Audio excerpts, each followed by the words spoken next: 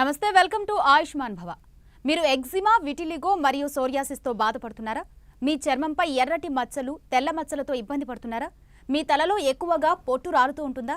వివిధ రకాల చర్మ సంబంధిత సమస్యలకు హోమియోలో చికిత్సా విధానాలపై మాట్లాడేందుకు మనతో పాటు స్టూడియోలో ఉన్నారు doctor care homeopathy doctor Lokesh.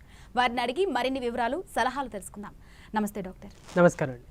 ముందుగా ఈ సోరియాసిస్ అంటే ఏంటి? ఇవి రావడానికి ప్రధాన కారణాలు ఏంటి? సో సోరియాసిస్ చాలామంది కూడా చర్మానికి సంబంధించినటువంటి చాలా రకాలైనటువంటి సమస్యలతో బాధపడుతుంటారు. సో ఒక వ్యక్తితో మాట్లాడాలన్నా, సోషల్గా కలవాలన్నా ఫస్ట్ మనం చూసేది స్కిన్ అపీరెన్స్. సో ఇలాంటి స్కిన్ ప్రాబ్లమ్స్ ఉండడం వల్ల చాలామంది మానసికంగా కూడా చాలా వరకు కూడా ఆందోళన చెందడం మనం చూస్తూ ఉంటాము. సో దాని లోపల ప్రధానంగా సోరియాసిస్ అనేది చాలామందిలో చూసేటువంటి సమస్య అనమాట. సో ఈ సోరియాసిస్ అంటే ఏంటి, ఎందుకు వస్తుంది అనేది మనం చూసినట్లయితే, సోరియాసిస్ అనేది ఒక ఆటోఇమ్యూన్ డిజార్డర్, ఒక డిసీజ్ అనమాట, ఒక ఆటోఇమ్యూన్ డిసీజ్ అనమాట. సో దీని లోపల ఏమవుతుందనంటే, యూజువల్గా నార్మల్ స్కిన్ కాస్త అంటే మన శరీరం మీద ఉన్నటువంటి పొర ఎపిడెర్మిస్ అంటే డెర్మిస్, ఎపిడెర్మిస్ ఈ విధంగా ఉంటాయి. సో ఉపరితలంలో ఉన్నటువంటి చర్మ కణాలు ఏవైతే ఉంటాయో అవి ర్యాపిడ్గా గ్రోత్ అవుతూ పొట్టుగా పొలుసుగా రాలిపోవడం అనేది చూస్తూ ఉంటాము. దాంతోపాటు ఈ విధంగా అంటే చర్మం అనేది ఒక ఫిష్ లేయర్ ఏ విధంగా ఉంటుందో ఆ విధంగా మారిపోతూ చర్మం పై పొర అనేది పొట్టుగా రావడం అనేది మనం సోరియాసిస్ కండిషన్లో చూసేటువంటి ప్రధానమైనటువంటి లక్షణం అనమాట. సో ఈ సోరియాసిస్ అనేది ఒక రకమైనటువంటి చర్మ సమస్య. ఇది దీర్ఘకాలికంగా ఉన్నటువంటి చర్మ సమస్య. ఇది ఒక ఆటోఇమ్యూన్ డిసీజ్ అని చెప్తూ ఉంటాం అనమాట. ఓకే డాక్టర్, ఎవరిలో ఎక్కువగా ఈ సోరియాసిస్ అనేది ఎఫెక్ట్ చేస్తుందంటారు? సో సోరియాసిస్ అనేది బేసిక్గా వయసుతో సంబంధం లేకుండా చిన్నపిల్లలు కావచ్చు, నడి వయసు వాళ్ళు కావచ్చు, వృద్ధుల్లో కావచ్చు, ఎవరిలో అయినా కానీ ఈ సోరియాసిస్ అనేది రావడానికి అవకాశం ఉంటుంది. బట్ బేసిక్గా ఎక్కువ మోతాదు లోపల యూజువల్గా నడి వయస్సు నుండి పెద్దవాళ్ళ లోపల ఎక్కువగా చూస్తుంటాము. అండ్ చిన్నపిల్లల లోపల కూడా సోరియాసిస్ రావడానికి అవకాశం ఉంటుందన్నమాట. సో సోరియాసిస్ అనేది వయసుతో సంబంధం లేకుండా చిన్నపిల్లలు, నడి వయసు, వృద్ధుల్లో ఎక్కువగా చూస్తుంటాం. ప్రధానంగా నడి వయసు వాళ్ళ లోపల 20 to 35 ఏజ్ గ్రూప్ లోపల ఎక్కువగా ఈ సోరియాసిస్తో సఫర్ అయ్యే వాళ్ళని మనం ఎక్కువ చూస్తూ ఉంటాం అనమాట. ఓకే డాక్టర్, సోరియాసిస్లో ఏవైనా రకాలు ఉన్నాయా? ఆ రకాలు ఏంటి? సో సోరియాసిస్ అనగానే మనకు చాలా రకాల సోరియాసిస్లు ఉన్నాయి. సో సోరియాసిస్ అనేది ఏమవుతుందంటే, మనకు బేసిక్గా ఒక శరీరంలో ఒక పర్టికులర్ పార్ట్లో అని కాకుండా శరీరం మొత్తం ఎక్కడైనా కూడా రావడానికి అవకాశం ఉంటుంది. సో వచ్చేటువంటి అంటే సోరియాసిస్లో చాలా రకాలుగా ఉంటాయి. లైక్ సోరియాసిస్ వల్గారిస్ కావచ్చు, గట్టెడ్ సోరియాసిస్ కావచ్చు, అండ్ ఇన్వర్స్ సోరియాసిస్ కావచ్చు, నెయిల్ సోరియాసిస్ కావచ్చు, స్కాల్ప్ సోరియాసిస్ కావచ్చు. ఇలా రకరకాల సోరియాసిస్ ఉంటుందన్నమాట. సో రకరకాలుగా సోరియాసిస్ అనేది చాలా రకాలుగా ఉంది. సో దీనిలో బేసిక్గా సోరియాసిస్ వల్గారిస్ అనేది చూసినట్లయితే, ఇది సోరియాసిస్ వల్గారిస్ అనేది చర్మం ఉపరితల భాగం లోపల చేతుల మీద కావచ్చు, అండ్ మెడ భాగం లోపల కావచ్చు, ఛాతీ భాగం లోపల కావచ్చు, పుట్ట భాగం మీద కావచ్చు, వీపు మీద కావచ్చు, కాళ్ళ మీద కావచ్చు, ఎక్కడైనా రావడానికి అవకాశం ఉంటుందన్నమాట. అదేవిధంగా స్కాల్ప్ సోరియాసిస్ చూసినట్లయితే తలభాగం లోపల చాలామంది చూస్తూ ఉంటాం, చుండ్రు మాదిరిగా ఏర్పడిపోయి ఏదో టెంపరీగా వాష్ చేసినప్పుడు, క్లీన్ చేసుకున్నప్పుడు తగ్గిపోవడం, మళ్ళీ సేమ్ థింగ్ రిపీట్ అవుతూ ఉండడం, ఈ విధంగా చూస్తుంటాం. సో ఈ ఒక దురదలాగా అంటే ఇచ్చింగ్ అనేది ఎక్కువగా ఉండడం, దాంతోపాటు పొడిగా రాలిపోతూ ఉండడం, ఇవన్నీ కూడా స్కాల్ప్ సోరియాసిస్ లోపల మనం ఎక్కువ చూస్తుంటాం. నెయిల్ సోరియాసిస్ అనేది మన నెయిల్స్ లోపల వచ్చేటువంటి ప్రధానమైనటువంటి సోరియాసిస్. అంటే మన గోర్లలో కూడా మనకు సోరియాసిస్ రావడానికి అవకాశం ఉంటుంది. దాన్ని నెయిల్ సోరియాసిస్ అని చెప్తుంటాము. అండ్ పస్చులార్ సోరియాసిస్ అని కూడా చెప్తూ ఉంటాము. అంటే చిన్నటి కురుపు మాదిరిగా ఏర్పడి దాని లోపల పస్ అనేది ఫిల్ అయిపోతూ ఒక రకంగా దురద, ఇరిటేషన్ అనేది ఎక్కువగా చూస్తుంటాం, పస్చులర్ సోరియాసిస్. ఈ విధంగా చెప్తూ పోతే రకరకాలుగా సోరియాసిస్లో చాలా రకాలుగా ఉందన్నమాట. అలాగే డాక్టర్, మనం ఎగ్జిమా విషయానికి వస్తే అసలు ఎగ్జిమా అంటే ఏంటి, అది రావడానికి ప్రధాన కారణాలు ఏంటి? సో ఎగ్జిమా మనకు బేసిక్గా ఎగ్జిమా అండ్ సోరియాసిస్ చూడడానికి ఒకే రకంగా ఉంటాయి. చాలామందిలో కూడా సోరియాసిస్ అది ఎగ్జిమానా లేకపోతే అటోపిక్ డెర్మటైటిస్ అనేది తెలుసుకోవడానికి చాలా వరకు టైం అనేది ఎక్కువగా వేస్ట్ చేస్తూ ఉంటారు. చాలామంది పేషెంట్స్ లోపల చూస్తుంటాం. సో ఎగ్జిమా అనేది ఒక క్రానిక్ స్కిన్ కండిషన్. ఇందులో ఏమవుతుందంటే, స్కిన్ అంటే మన స్కిన్ ఏదైతే ఉంటుందో ఈ స్కిన్ అనేది బ్లాక్గా అయిపోతూ ఉండడం, దురద ఎక్కువగా ఉండడం, రాత్రి వేళలో ఎక్కువగా దురదగా ఉండడం, ఇవన్నీ కూడా ఎగ్జిమాకు సంబంధించినటువంటి లక్షణాలు.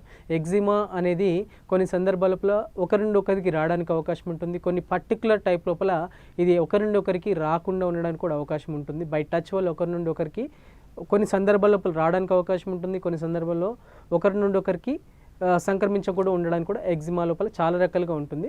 సో బేసిక్గా ఎగ్జిమా అనేది మనకు స్కిన్ అనేది పూర్తిగా నల్లగా మారిపోతూ ఉండడం, స్కిన్ అనేది కొన్ని రకాలైన ఆహార పదార్థాలు తీసుకున్నప్పుడు విపరీతంగా దురదగా ఉండడం, దాంతోపాటు తడిగా అయిపోతూ ఉండడం, అంటే ఎస్పెషల్లీ ప్రైవేట్ పార్ట్స్ లోపల చూస్తూ ఉంటాం. ఎగ్జిమా అనేది తడిగా స్కిన్ మొత్తం కూడా ఒక రకమైనటువంటి స్కిన్ నుండి ఒక రకమైనటువంటి తడి అనేది బయటికి వస్తున్నట్టుగా ఉండడం, దురద ఎక్కువగా ఉండడం, రాత్రి వేళలో ఈ దురద వల్ల నిద్ర అనేది డిస్టర్బ్ అవుతూ ఉండడం. ఈ విధంగా ఎగ్జిమా లోపల బేసిక్గా ఎగ్జిమా అండ్ సోరియాసిస్ చూడడానికి ఒకే రకంగా ఉంటాయి. బట్ సోరియాసిస్ లోపల స్కిన్ ఏదైతే ఉంటుందో అది ఇన్ఫ్లమేషన్ వల్ల రెడ్ కలర్గా ఉంటుంది. అండ్ ఎగ్జిమాకి వచ్చేసరికి స్కిన్ అంతా కూడా నల్లగా మారిపోతూ ఉంటుంది.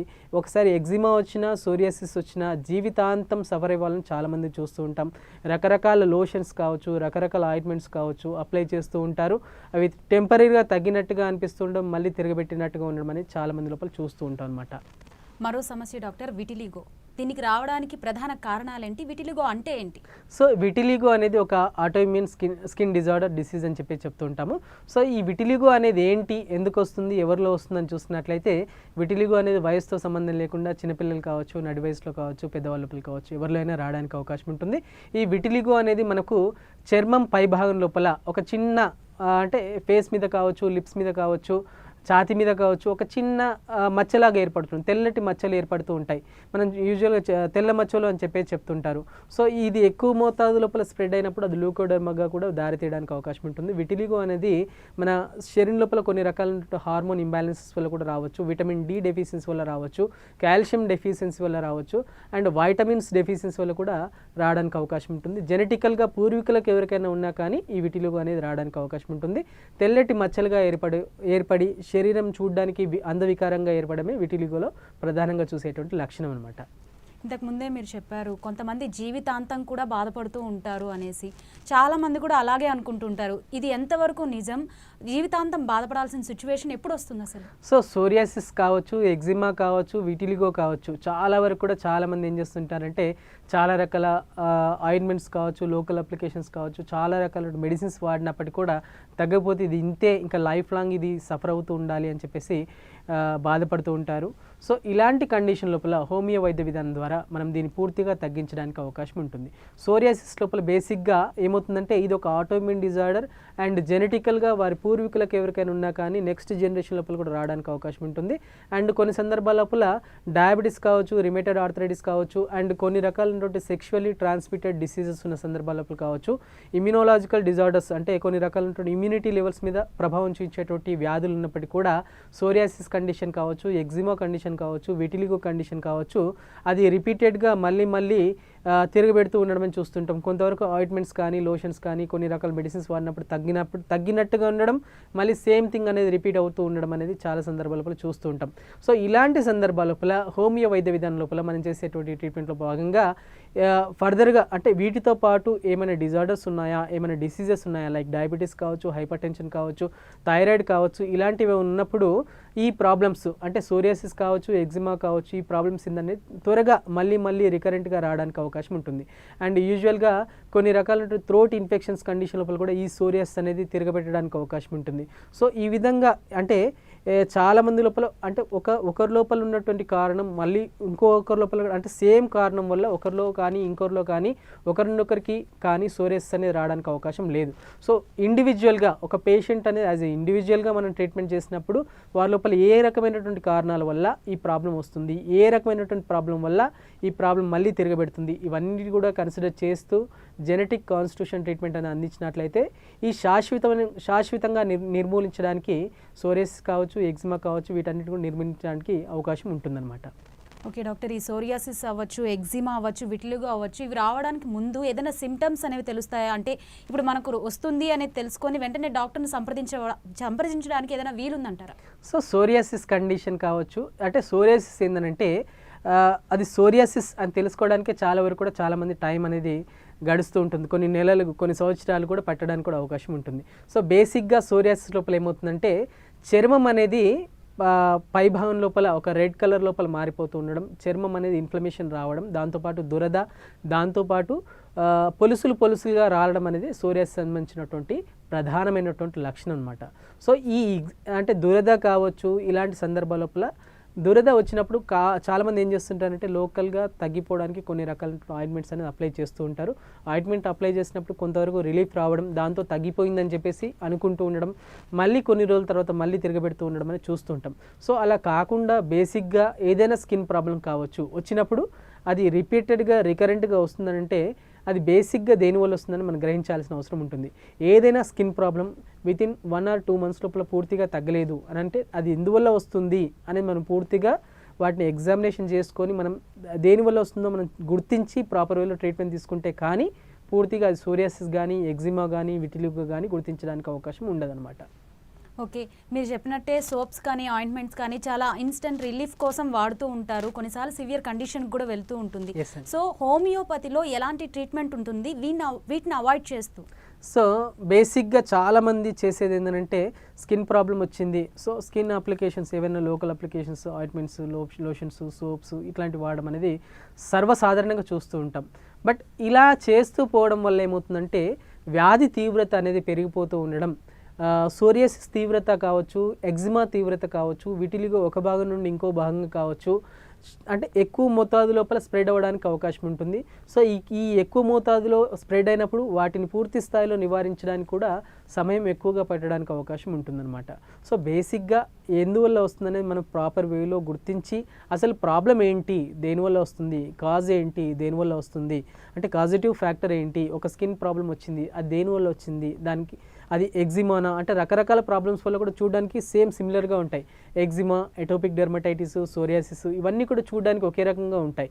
సో ఏదైనా కానీ ఇచింగ్ ఉంది, దురదకి సంబంధించినటువంటి మెడిసిన్స్ వాడారు, అది టెంపరీగా తగ్గింది, మళ్ళీ తిరగబెడుతుంది అని అంటే అది దేనివల్ల వస్తుందని ఫస్ట్ గుర్తించుకోవాల్సిన అవసరం ఉంటుందన్నమాట. ఏదో టెంపరీ రిలీఫ్ కోసం ఏదో వాడాము తగ్గిపోయినాం అనేది కాకుండా అది శాశ్వతంగా నిర్మూలించుకోవడానికి ఏ విధంగా చేస్తే బాగుంటుందని ఆలోచించి మనం దానికి తగ్గట్టుగా మనం స్టెప్ తీసుకుంటే దీన్ని పూర్తి స్థాయిలో నివారించుకోవడానికి అవకాశం ఉంటుందన్నమాట.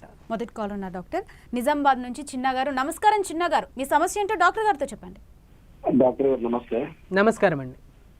సార్ ఏం లేదు, ఇప్పుడు ఈ దురద లాంటిది ఒకటి ఈ సంకలలో, గజ్జలలో అట్లా వస్తుంది.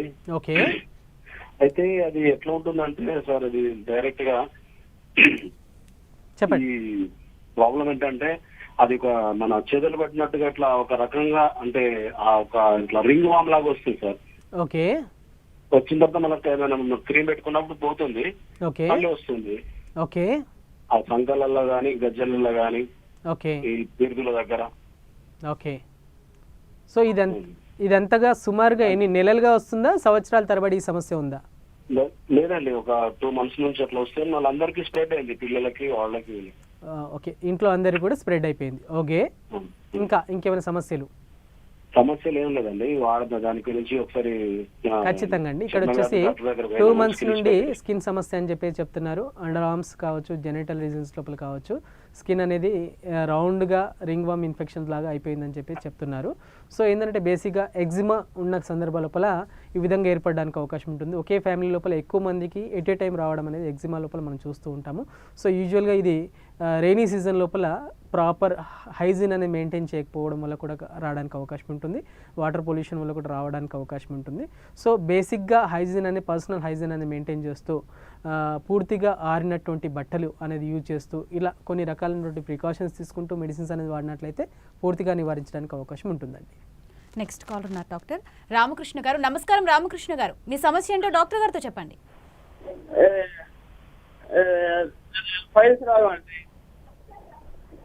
చెప్పండి సార్.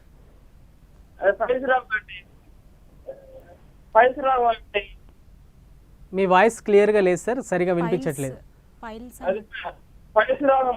పైల్స్ సమస్య, ఓకే. సుమారుగా ఎన్ని నెలలుగా ఉంటుంది పైల్స్ అనేది?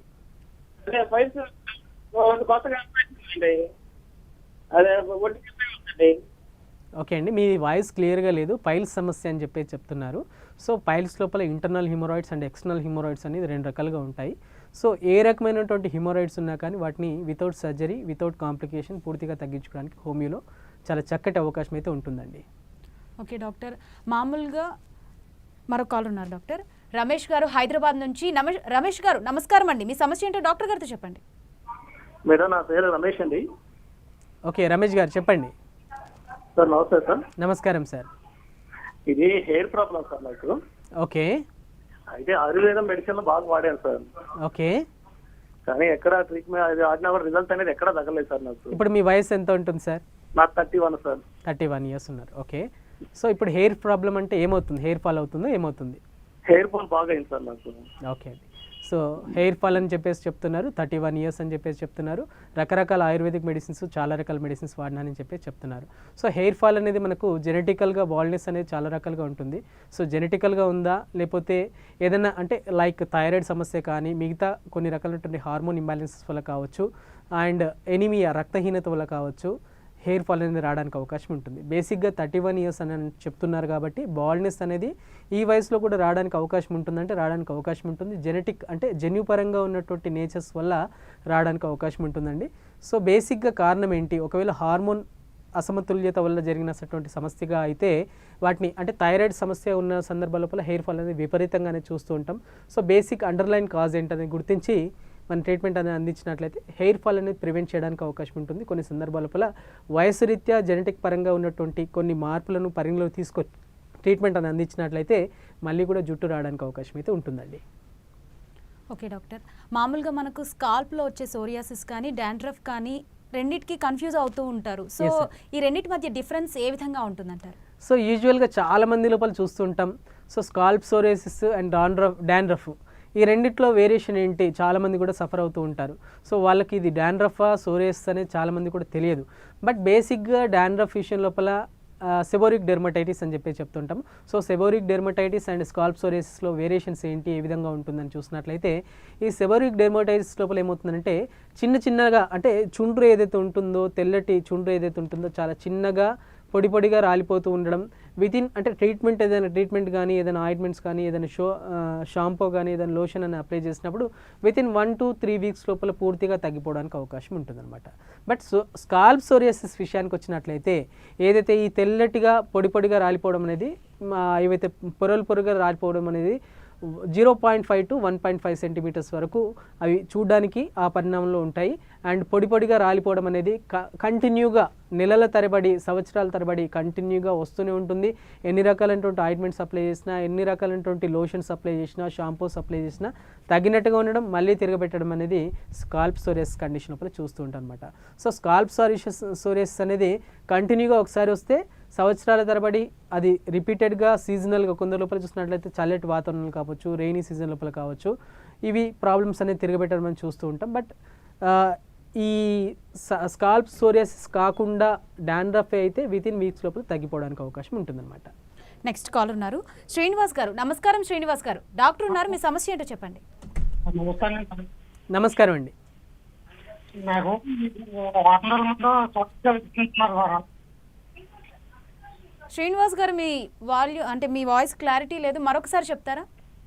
నాకు ఒక వారం రోజుల ముందు స్టోరేజ్ వస్తుందన్నారు మేడం. వారం రోజుల నుండి సోరియాసిస్ వచ్చిందని చెప్పారా? అదే చేతుల మీద కాళ్ళ మీద వచ్చి ఇలా నల్లగా పెయిన్ అవుతుందండి. ఓకే. రాజమండ్రి భవ్య హాస్పిటల్కి వెళ్ళానండి. డాక్టర్ గారు ఆయింట్మెంట్ టాబ్లెట్స్ రాస్తారండి. ఓకే. అవి వాడుతుంటే కొంచెం తగ్గినట్టు ఉంటుందండి. మళ్ళీ 2 రోజులు జాగ్రత్త మళ్ళీ వచ్చేస్తుందండి. ఓకే అండి. ఈ సమస్య సుమారుగా ఎన్ని నెలలుగా ఉందా లేదంటే సంవత్సరం? ఒక నెల అవుతుంది వచ్చి. ఓకే. సో బేసిక్గా ఏమేమవుతుంది? చేతుల మీద, కాళ్ళ మీద ఇది సమస్యగా ఉంటుందా? అవునండి త్వరగా ఉంది. ఆ మచ్చలు ఉన్నాయండి. ఓకే. ఈ శాశ్వతంగా ఉంటుందంటారండి. ఈ మందులు వాడితే బెటర్ అంటారు ఒకసారి. ఖచ్చితంగా అండి. సో ఇప్పుడు ఏదైతే మెడిసిన్స్ వాడుతున్నారో 1 month అవుతుంది, చేతుల మీద, కాళ్ళ మీద మచ్చలుగా వస్తున్నాయి అండ్ దురదగా ఉంటుందని చెప్పి చెప్తున్నారు. ఏదో టెంపరీగా మెడిసిన్స్ వాడుతున్నాను అని చెప్పేసి అంటున్నారు. బట్ ఈ టెంపరీ మెడిసిన్స్ వల్ల అది టెంపరీగా తగ్గినట్టుగా అనిపిస్తుంది, మళ్ళీ తిరగబెట్టడానికి కూడా అవకాశం ఉంటుందండి. సో అలా కాకుండా శాశ్వతంగా నివారించుకోవడానికి అంటే మనం ఏమవుతుందంటే లోకల్ అప్లికేషన్స్, ఆయింట్మెంట్స్ అనేది ఎక్కువగా రాయడం వల్ల ఏమవుతుందంటే దాన్ని అణిచివేసినట్టుగా అవుతుంది. మళ్ళీ అది దాని పవర్ ఎంతవరకు ఉంటుందో అంతవరకు తగ్గినట్టుగా ఉండడం, మళ్ళీ సేమ్ థింగ్ రిపీట్ అవ్వడం అనేది చూస్తూ ఉంటాం. సో అలా జరగకుండా శాశ్వతంగా నివారించుకోవడానికి హోమియోలో చాలా చక్కటి అవకాశం అయితే ఉంటుందండి. ఓకే డాక్టర్, ఇది ఆటో ఇమ్యూన్ డిసీజెస్ అని చెప్తున్నారు.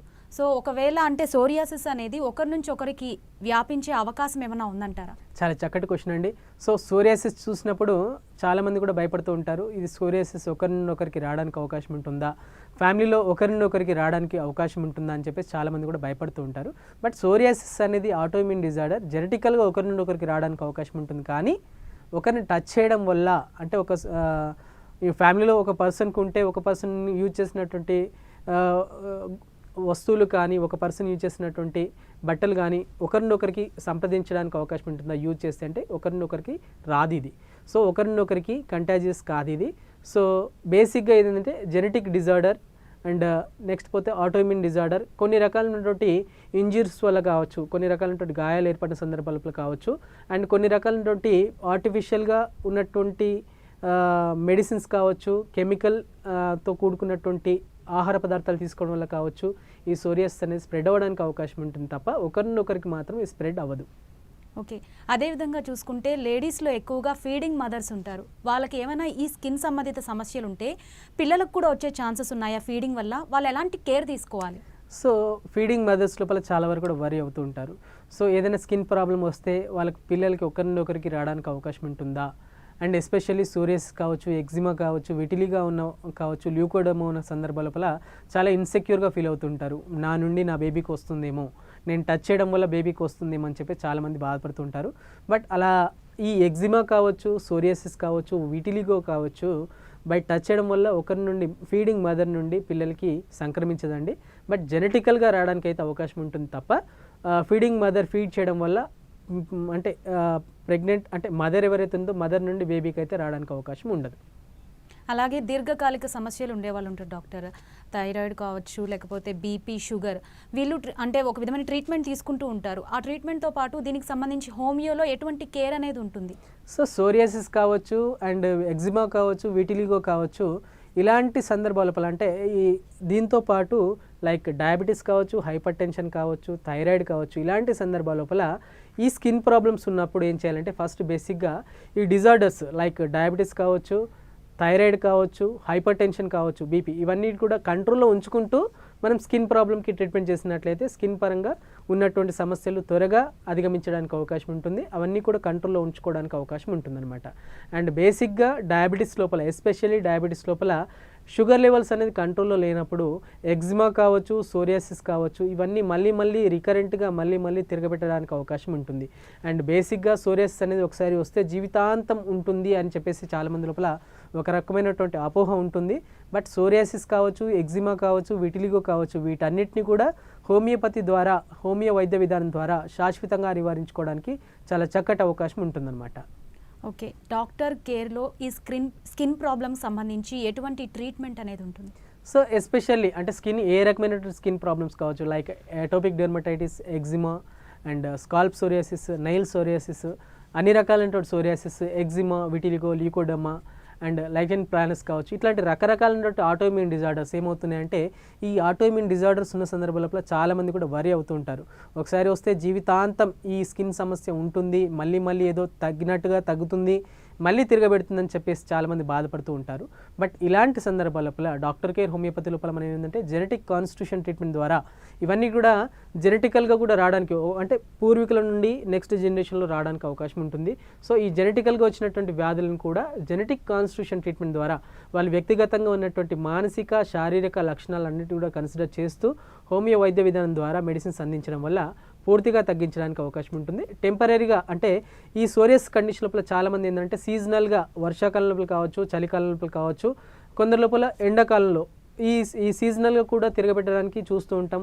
ప్రతి సంవత్సరానికి ఒకసారి, 2 సంవత్సరాలకు ఒకసారి తిరగబెడుతూ ఉండడం అనేది చాలామంది లోపల చూస్తూ ఉంటాం. సో సీజనల్గా వస్తుందా, దేనివల్ల వస్తుంది? కొన్ని రకాల ఆహార పదార్థాలు తీసుకున్నప్పుడు కొందరిలో రావడం అనేది చూస్తుంటాం. కొన్ని రకాల ఎన్విరాన్మెంట్కి ఎక్స్పోజ్ అవడం వల్ల కొందరి లోపల చూస్తుంటాం. దేనివల్ల వస్తుంది ఈ సమస్య, బేసిక్గా కారణం ఏంటి, వీటన్నిటి కూడా గుర్తించి ప్రాపర్ వేలో సిమ్టమాటిక్గా రిలీఫ్ ఇస్తూ కంప్లీట్గా క్యూర్ చేసుకోవడానికి చాలా చక్కటి వైద్యం అనేది డాక్టర్ కేర్ హోమియోపతిలో మనం అందిస్తున్నాం అనమాట. ఓకే డాక్టర్, స్కిన్ ప్రాబ్లమ్కి సంబంధించి చాలా చక్కగా వివరించారు. Thank you so much. Thank you. చూసారు కదా, ఇది ఇవాల్టి ఆయుష్మాన్ భవ. చూస్తూనే ఉండండి 10 TV.